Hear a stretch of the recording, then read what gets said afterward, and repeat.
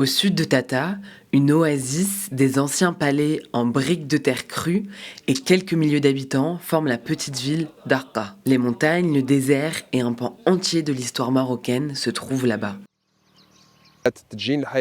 Plusieurs civilisations se sont succédées ici, les Idrissides, les Almoravides et les Almohades. Les monuments historiques en sont la preuve. Le minaret de l'Alabaïtala, situé devant nous, le minaret d'Aguerd, qui ressemble à celui de Koutoubia à Marrakech.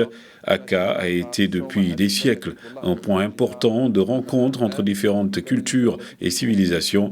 Elle était autrefois un carrefour pour les caravanes commerciales reliant Tombouctou à Tamedoult, puis ensuite rejoindre la Tunisie et l'Europe. La présence humaine à Arqa remonte à la préhistoire. 50 à 100 sites archéologiques renferment des gravures rupestres et des outils en pierre, illustrant l'évolution des sociétés anciennes, de la domestication des animaux à la chasse et à l'agriculture. Et sur le plan agricole, justement, la vallée bénéficie d'une riche nappe phréatique alimentée par des sources irriguées selon le système traditionnel Nouba, un système d'acheminement d'eau des sous-sols vers les terres agricoles. Et c'est ce système qui a permis d'irriguer en eau la mosquée pour les ablutions.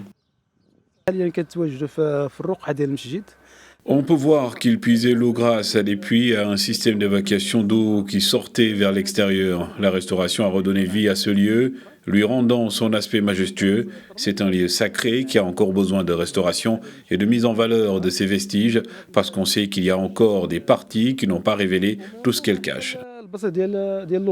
Et c'est grâce à ce patrimoine matériel et immatériel que la région espère attirer toujours plus de touristes pour continuer à financer les travaux de restauration et préserver ce lieu où se tracent depuis des millénaires des histoires marocaines.